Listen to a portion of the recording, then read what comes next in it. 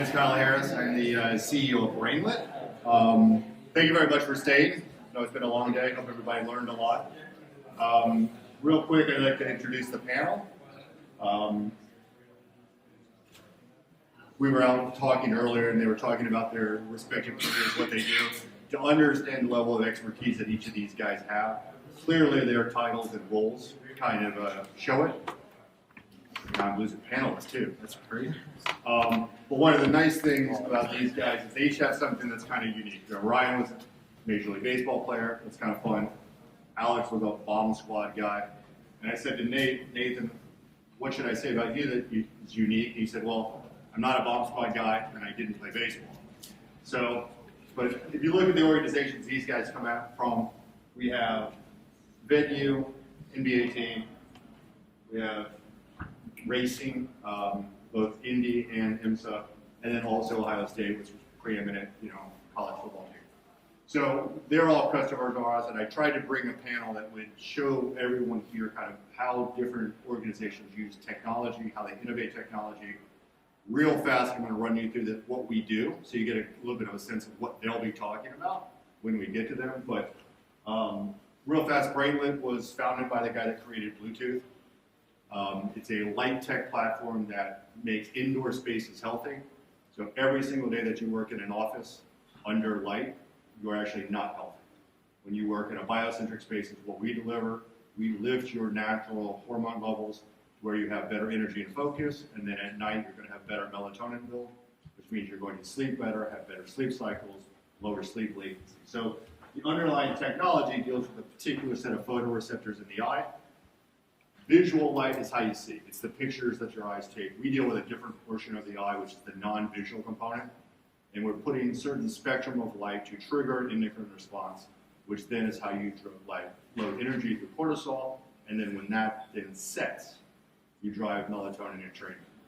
And so simplistically, the spaces we're working and living in and training in are not good for your health, and because of both the brightness and the quality of LED, we're starting to see more risk for dementia, obesity, and cancers because of the environments that we continually work in. So when you move to how do you measure the quality of an environment, you ask a light designer, how do you measure health in a space? They don't know because they weren't trained in healthy spaces because the technology didn't exist.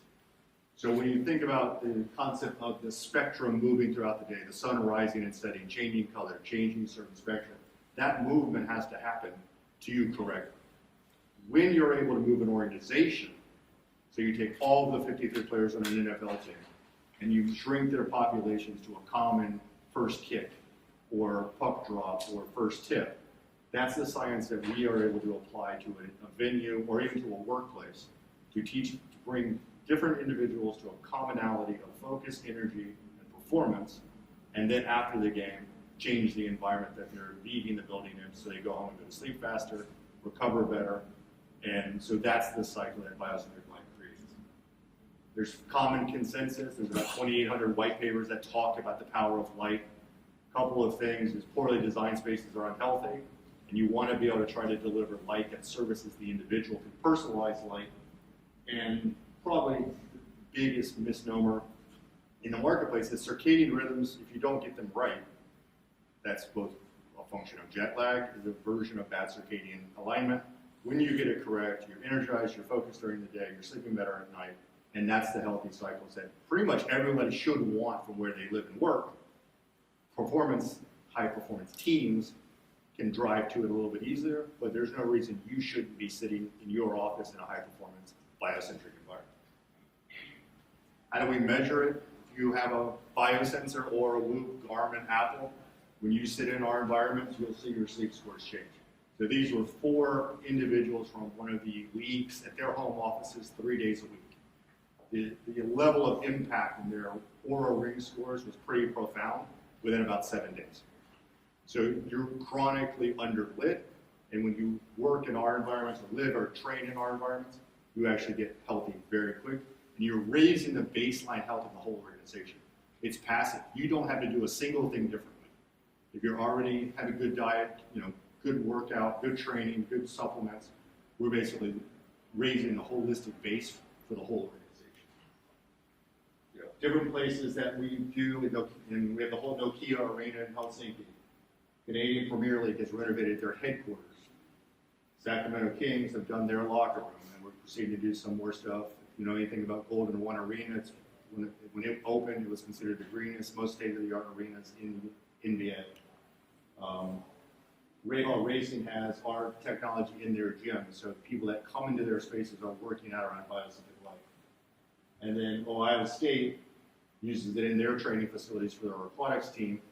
And if you look at some of the stuff that Ryan does with how he applies the technology, I will say he's so far out on the cutting edge of how to apply metrics like dosing, and then the other metrics that they're tracking that are literally working with athletes to say, we saw you didn't sleep well, the lights will help you pre-practice, post-practice. And so some of the stuff that he's doing, it even amazes our technology guys that someone has been able to adopt and apply in a very large team environment. And then sometimes as an entrepreneur, you just get lucky. HBO Hard Knocks, we heard the Colts, we had some stuff in the Colts, and all of a sudden we saw ourselves on TV. We didn't pay for it, it wasn't product placement, we got lucky. The next year was the Lions. You got Dan Campbell with our product in his office on a ring, very positive response. So sometimes you just get lucky, and sometimes you got to work really hard to break into organizations. And then just different places. That one up in the green there was in Frankfurt for an NFL team using our product for jet lag mitigation, because the guys flew over for a week before they played. Jets, Minnesota, and then the three guys here, Jacob Truba, Cole Caulfield, and then Rick Nielsen from Cheap Trick. He does about 150 days of travel a year, and he uses it for jet lag. So that's just how our tech deploys into the marketplace. And this guy over here is the #3 boxer in the world, and he's Swedish, so we're a Swedish company, so it's a natural alignment to have him as a user of our product. Just other scenarios. It could be deployed in the home. It could be deployed in a physio space. And just kind of an interesting thing, we even have American Eagle building retail stores. So every environment, if you've got people working in an indoor space with no outdoor light, and even windows aren't good enough, because when you get 6 feet from a window, you don't have the angle and proximity to the natural light to be healthy. So if you have a windowed office, that's great, it's pretty, it's not going to make you healthy. So biocentric lighting brings an environment that creates holistic force multiplier. Everybody that's in your organization is healthier by coming to work and doing nothing different than opening the door and walking into the space. If you want to do something like energy boost and post-game decompression, we can do that as well.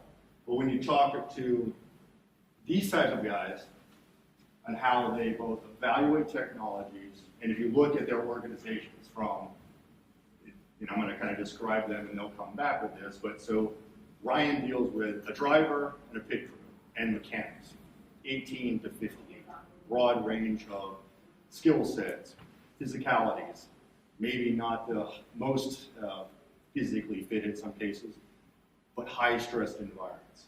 Alex deals with an arena, 22,000? 18,000? On one side of the building from a pure venue concept, but then he also has NBA players, which are higher performance athletes. So he's got two different problems, building and people. And then you got Ryan dealing with college athletes and swimmers, which may be one of the hardest sports out there, trying to get them to deliver in peak performance. So now that I'm done talking about trying to set the table what Brainwood does, I want to ask you guys, from your different organizational perspectives, how do you innovate? I mean, I'm sure people are calling you all the time saying, I got this thing, I got this. How do you decide who do you have to beat up to win an argument? How do you get people to decide things? And what are your different, because you're so different in terms of organization designs, how do you go about doing innovation? I'll start.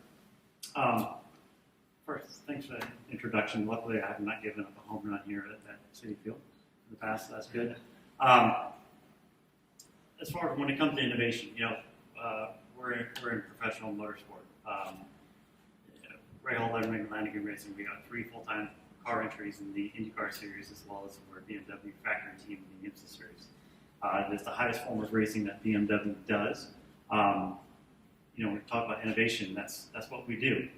more on the mechanical side. We're trying to get the most out of the car, performance of the car, performance of the driver, so you can win races and championships and keep sponsors and everybody happy.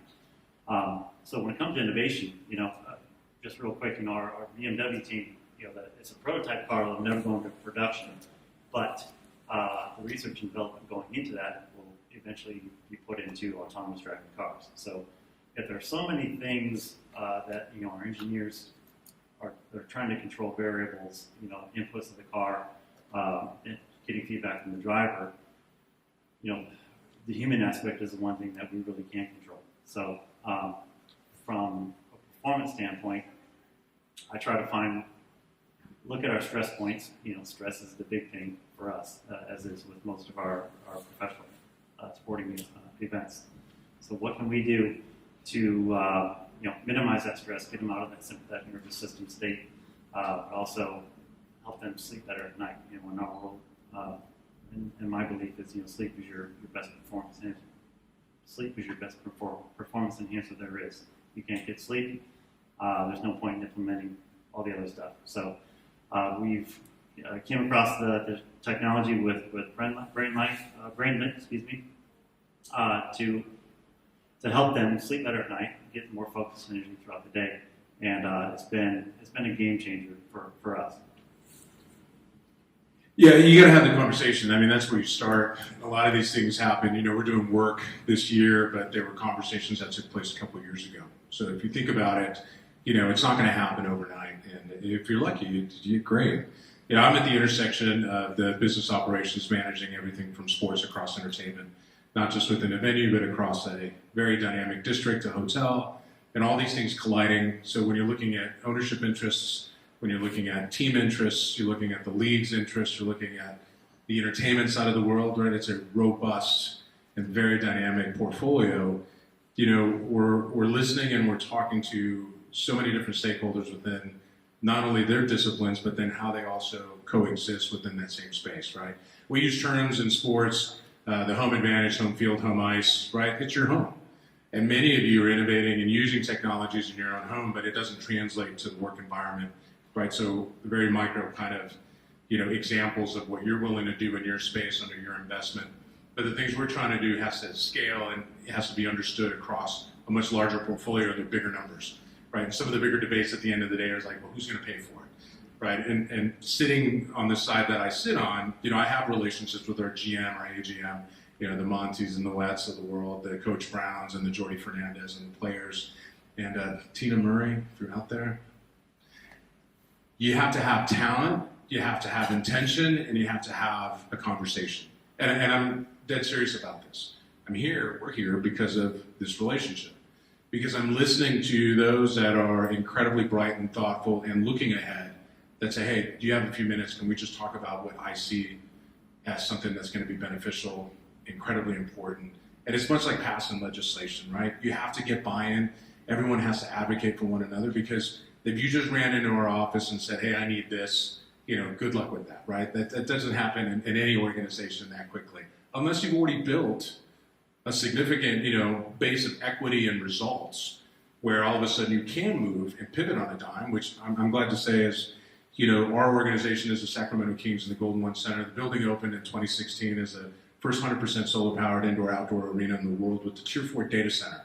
Now, we have a massive infrastructure to be able to drive technology and data unlike any other facility in the world, right? And so when you look at that, right, so you have infrastructure, you now have talent, you have intention, you have dialogue, right? Now is the opportunity, right? And so then once you started checking those boxes off, we can have a meaningful dialogue and make decisions on the fly.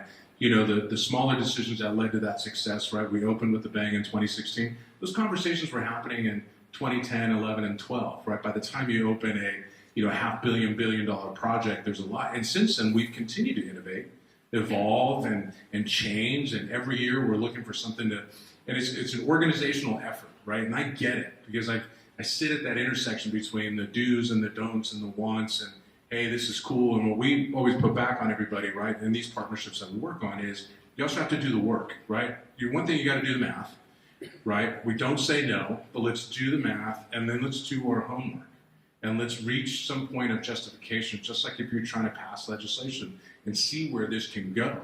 Because what we're starting to see, when our facility, our arena opened in 2016, solar was one of these things that's, oh, it's too expensive and costly. Today, here we sit here, 2023, I've built one of the largest Tesla supercharging arrays that's powered by the arena, 100% solar within our district. That's not even in the arena, and we're utility providers. There is a way, but you just have to have that conversation, get started, do the math, do the work. Eventually, you're going to get to an intersection where you're going to be able to, go thumbs up or thumbs down. And if it doesn't work this time around, doesn't mean you scrap it, right? Innovation is really a series of mistakes and evolution that gets to some proof of concept that finally works, and all of a sudden you get something pretty amazing. So then you shelve it until the time is right, when you have maybe the right talent or the right money and the right opportunity to be able to bring those things to life. That's my thought. Yeah, and I'll tag on to that too. Is innovation is about vision. I work at an institution in a collegiate setting that they promote thought leadership, and thought leadership is accountability. Be accountable for the products that you bring to the table. Who's it going to impact, and what is that impact going to provide as an experience for the people you're going to deliver that product to. So for us, it's student athletes and their experience. So for us, being innovative in the space that is going to provide our student athletes an experience of holistic health. So their experience is in high performance. I think Ohio State will let you know that the student athletes that are there to achieve and to learn at a very high level. So what products are we bringing them that will afford them health and athletic performance? So, for us, we were accountable. We were accountable for the space that we were trying to provide our student athletes recovery. And how are we going to provide the metrics? We wanted to control the variables. So we didn't really have to beat up anybody to say we want this product to get in here. But we did have to provide the vision. And that vision was going to be not something that happened, like Alex said, yesterday. So we started collecting all the data that we needed to collect back in 2021 and identifying the variables that we were going to measure. And we used time and we used sleep as metrics. We identified the wearable tech that we were going to utilize and how we could control the metrics in our providers. So for us, our participant pool is about 100 student athletes. And then we went and tried to find best-in-class product. And that best-in-class product happened to be Brainlit when we started the relationship. And kind of here we are. So I think working for an institution and organization that promotes thought leadership and provides accountability for you to make those decisions, knowing that you're putting a product in place that is going to be sustainable not for the short term, for the long term.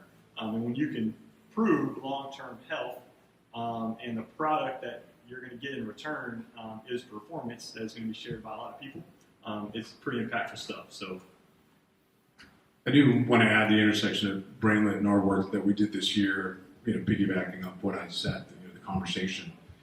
We measure a lot of things, whether you're in an arena, stadium environment. In the sport environment, there's, the league responsibilities and the obligations of maintaining a championship environment, right? And so, take it from the NBA perspective, right? We're measuring our wind speed, our temperatures, and our humidity levels, right? We're an indoor-outdoor arena, the only one in the world that can do that. I can have a NBA game with the 5 hangar windows open. And so we're monitoring this in real time with technology, right?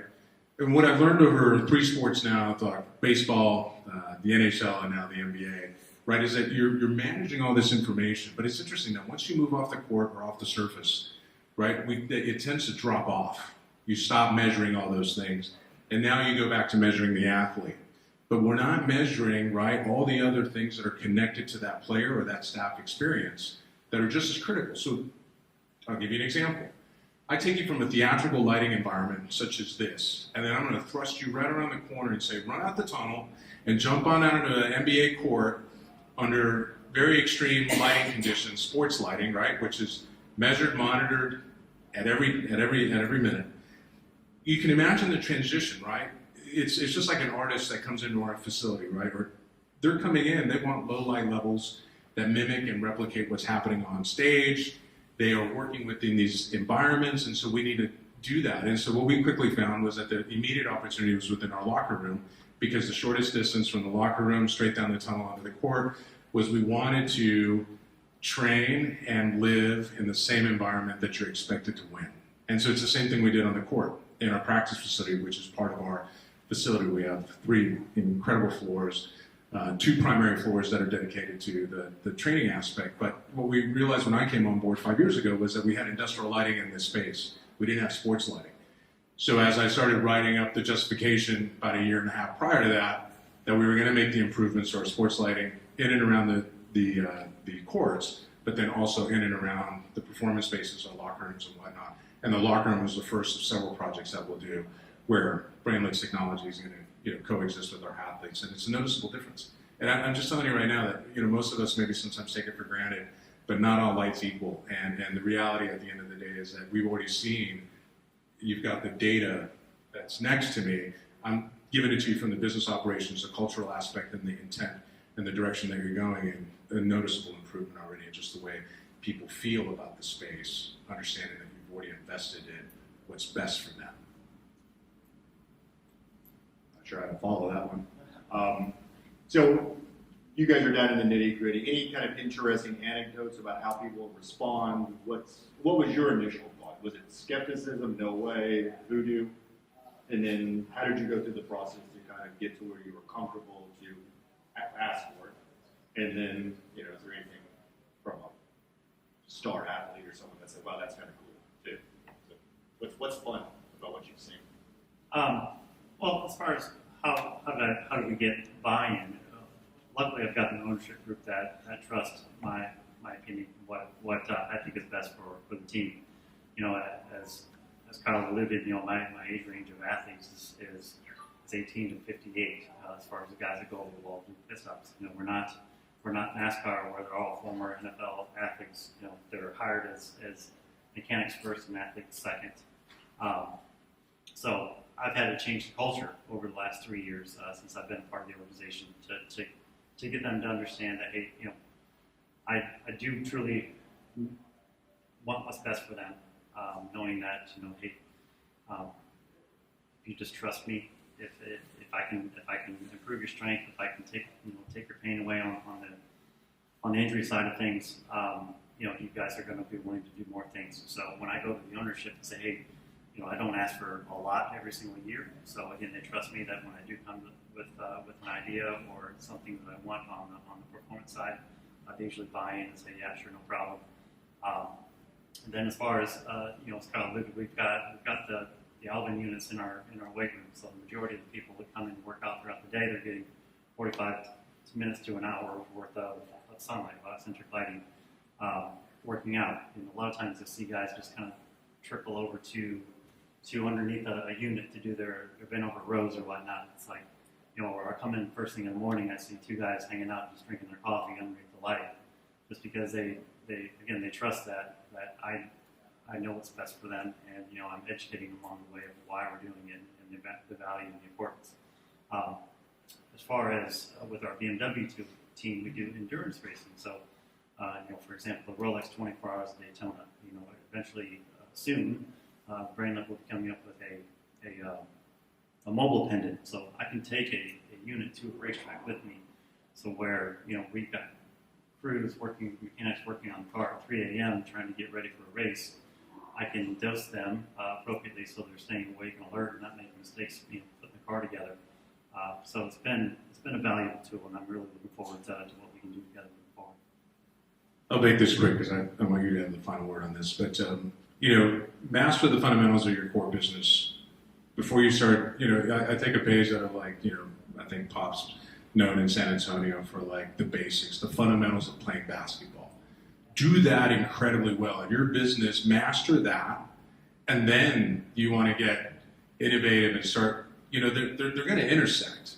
But I look at any of our leaders, any of our teams, our executives that are around them. I'm like, once you've been able to do that, you've now built equity and trust that leads to them making informed decisions that you can advocate. And the last thing is also, just because it maybe fails or you make a mistake, don't give up. And I get it. There may have been a cost or a price that comes with the accountability, but we're still in a supportive environment. If you're truly innovative and you're fostering an environment that is thoughtful leadership that promotes that, then you can't overreact and course correct, because you can imagine some of the biggest innovations in our life, took numerous attempts and a lot of failure and trial and error, but it's all R&D that ultimately at the end of the day pays dividends.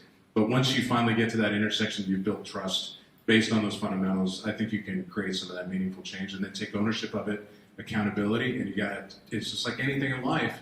You still got to go get buy-in. You still got to be able to promote this. You need to be able to dispel any rumors and be able to personally take that upon yourself to get buy-in, not just directly between the ones and ones here, but then it's throughout the entire organization. Now you've built an army of advocates that are going to be able to say that we need more of this, we want more of this, in order to create that meaningful change. Yeah, to the point is with that, and I'll utilize the trial and error part. Is we associate to our student athletes in the form of a coach. So anything that we implement to them is going to be about a net value add, right? So we are going to introduce this technology to them, and how we utilize that for our swimmers is one, high performance. We deal in a world where tenths of a second matter, and that gets you to meets that not everybody gets to go to, that only happen once every 4 years. So when we introduce a product that we tell them with a high confidence interval that they are going to swim faster, a happy swimmer is a fast swimmer, because we want to manage their stress levels. We want to manage their performance outcomes. We want to have a stake in their performance metrics. So what we tell them and what we introduce to them that is going to be a value add, a net value add to their recovery matrix, we have the confidence interval to say it's going to work. So when we introduce it to them, we don't ask them, we ask them what they think, but we don't ask them whether or not it's working. We tell them it's going to work. So we implemented Brainlet the same way. We introduced to them the matrix, the reason why this was going to help them swim faster, tenths of a second. We introduced time intervals for them. This is the recovery data and the timeline we're going to give you where we expect to see the value. We are very transparent and clear in what we track and what we're expecting to see from them in each event across each zones. And then what we started to do for them was just to have the closed feedback loop for what their data was telling us and the type of sleeper, the type of performer that they were at certain times of the day. So we have their algorithm built out for what their training loads are going to be and what their expenditures are, and how this product is going to be a value add for them and what they're going to feel like. And fortunately for us, kind of a year and a half into it, we've seen more than marginal gains for the majority of our student athletes. I would say for us, if we're taking our top 36 swimmers, we're 36 for 36 in recovery metrics and for what would be in their best events, best times. And I don't think that's by coincidence, but again, we would call that innovation and confidence. So even though that's trial and error, and they trial and error that every day, that's how we take the coach's approach to it. Is they train every day, they're going to see their coach every day, they're going to be in our facilities every day. How can we get them to use what we put in front of them to recover just as much as they train? They have high expectations. They have a big time management system of expectation. We also want to create a load management system that we've kind of heard about throughout this tech summit a lot this week or today. We want to create that load management system that works for them.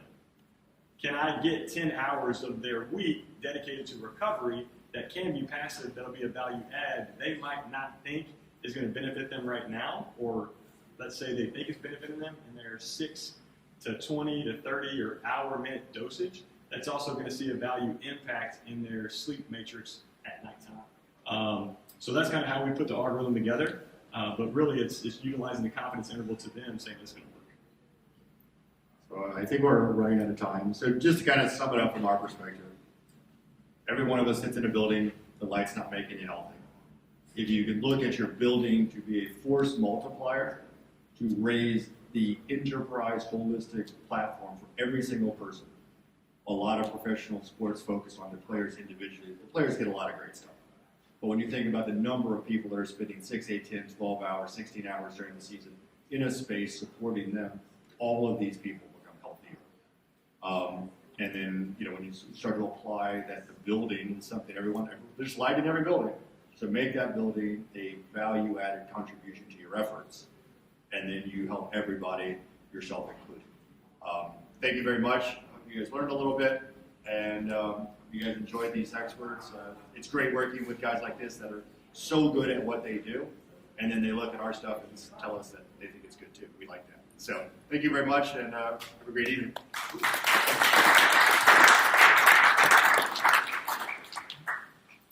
Can you guys hear me? So that's a wrap for the conference. Just some quick notes. The next event will be in Paris at the PSG Stadium. That's September 5th, 2024. And the one after that in the States will be in Miami. We're in conversation with a number of teams in Miami Heat, Inter Miami, Dolphins. So we'll let you guys know. But thanks again.